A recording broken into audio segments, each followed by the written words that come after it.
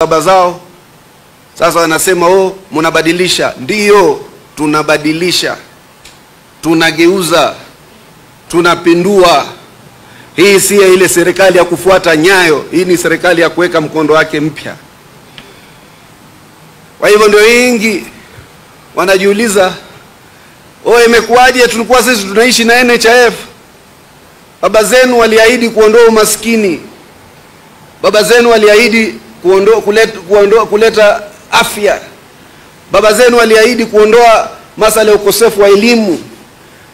Baada wao kuondoka na nyinyi kuondoka, Kenya iko na umaskini zaidi. Ukosefu wa afya ni zaidi. Ukosefu wa elimu umepinduka.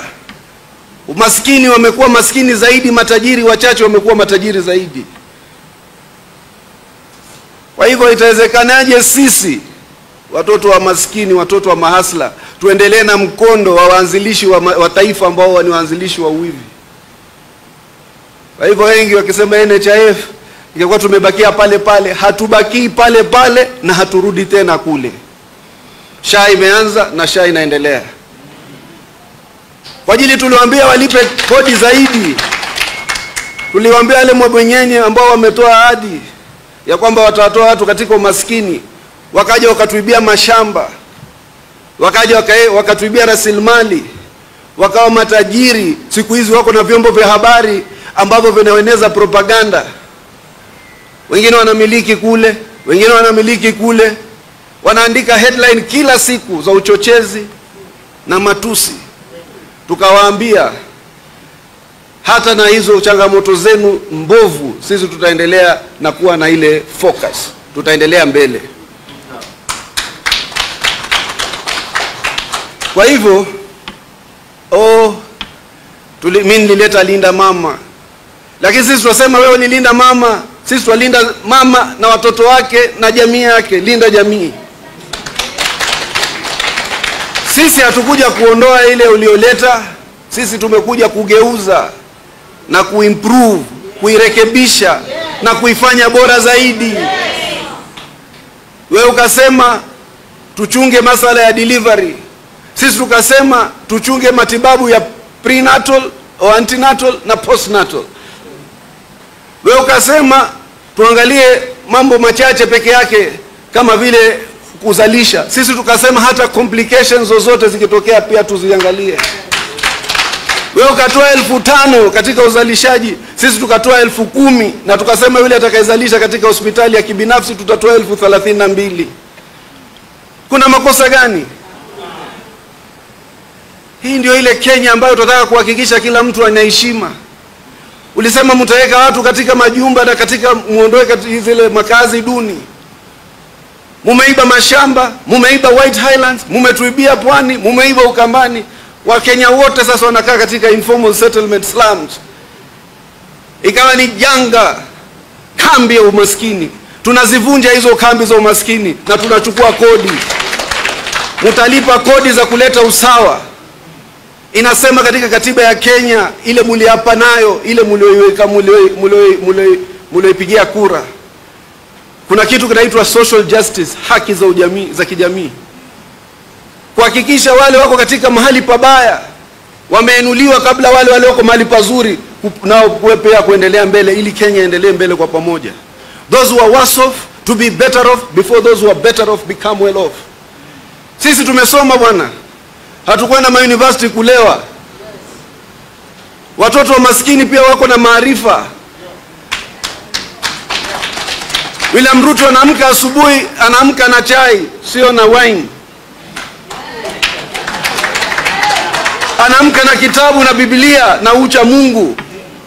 Na wengine wote sisi tunafuata huo mkondo. Hii nchi hatuiendeshi kiolela, tunaendelesha kwa mpango. Tulipoingia katika uongozi, tulisema haya, huyu jamaa ameharibu uchumi, alipatiwa pasi na Kibaki. Paka kidogo afadhali, yeye akafunga on goal. Tukasema tutolaumu, tutarekebisha. Hawa ni wale watoto tuwapa kura kwa ajili ya jina la baba zao, sio uwezo wao. Tukasema tutafanya nini? Tutadili na inflation. Tutadili nayo vipi? Tutahakikisha tumezalisha zaidi. Tukasema tuache kuchangia masala ya utumizi, tuchangie masala ya uzalishaji. Let's not subsidize consumption, let's subsidize production. Mungu naye akaleta mvua, na sisi tukawapatiana ile masala ya mbolea. Leo watu wamezalisha mahindi, hatuna haja tena kuimport. Sukari ziko katika viwanda vyetu. Mungu naye katuletea mvua. Mungu ni kama nani? Maombi yetu leo, Kenya haina haja, iko na mazao ambayo imetuletea kitu inaitwa food security. Bei zikaenda chini. Tukasema tutumie maarifa ili tu stabilize ile shilingi ya Kenya. Tukaondoa controls za central bank, tukawacha shilingi yolewe wenyewe katika masala ya ngazi za kimataifa. Tukaamua kwa vile mafuta ndio inatumia zaidi pesa zetu za kigeni, tufanye kitu inaitwa G2G. Fikra ambayo haijawahi kutumika, ambao sasa hata madola mengine wanajaribu kuiga. Maarifa juu ya maarifa ya William Ruto na watu wa Kenya Kwanza. Wakaenda kwa Waarabu, wakaambia Mungu amewajalia nyinyi nafaka, amewajalia nyinyi neema, tupatieni sisi fursa na sisi pia tukue haya mafuta, tutawalipa baadaye deferred payment ya miezi 6.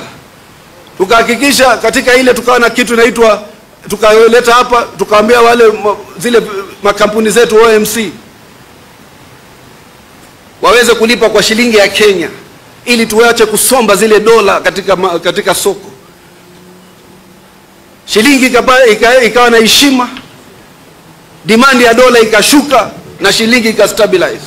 Shilingi ikateremka kutoka 167 ikaja 128, 129.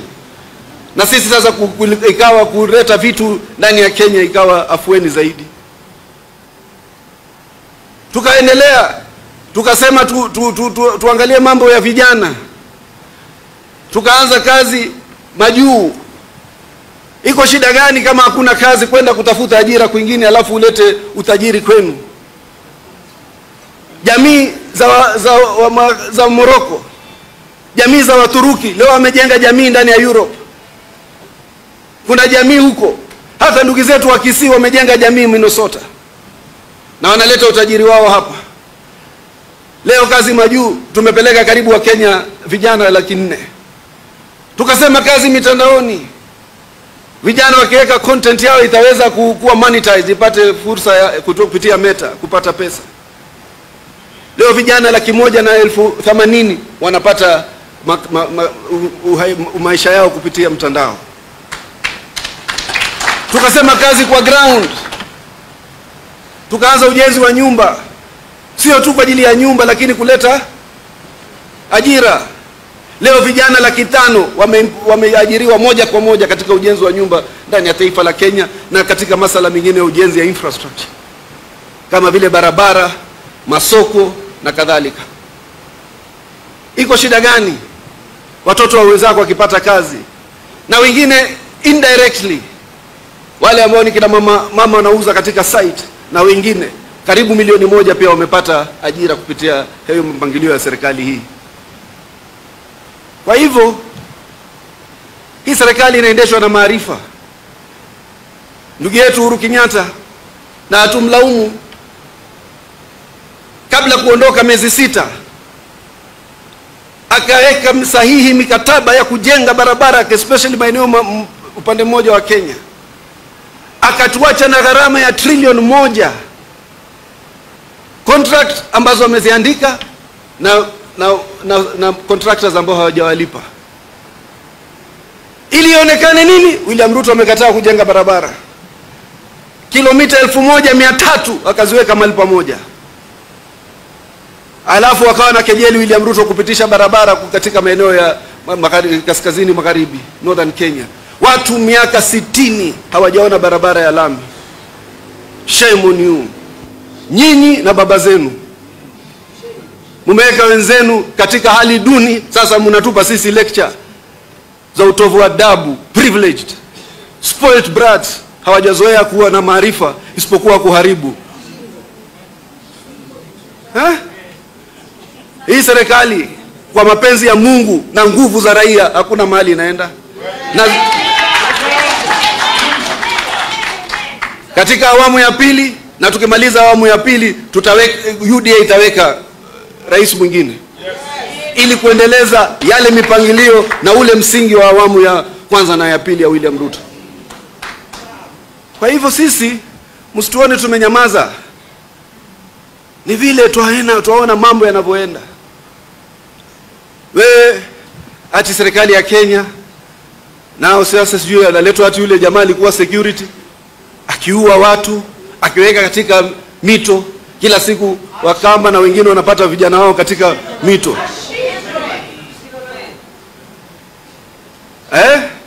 Wacha niwaambie bwana. Mimi leo na watu wa pwani mliwaita wavivu. Na hizo zilikuwa ni kasumba za wale walianzilisha taifa. Wapwani wavivu. Sijui Jaluo watakukojolea. Sijui wale wengine nazi kuanguka. Wajue wale, sijui wale Waluya watu wa kufanya kazi majumbani na gate. Wale Wakamba wakasema juu wakina mama wenu. Sijui wale, kila mtu akaekwa kasumba, negative stereotypes. Sisi tunajua biashara. Sisi tukiona mbesha, sisi tunafanya tunapata. Hata mimi nikiona mbesha siku hizi na roho acheni bwana.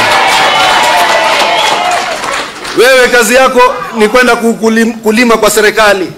Siku procurement imekauka, wasema uchumi umeenda ubaya. Uchumi haijaenda vibaya, uchumi uliupeleka wewe pabaya. Wewe sasa huna procurement opportunities, umekosa fikra na maarifa ya kujiendeleza. Utajiri wa kwenda katika serikali, kutumia fursa ya serikali kujipatia kandarasi za serikali. Brainless. Haina akili. Who cannot do that?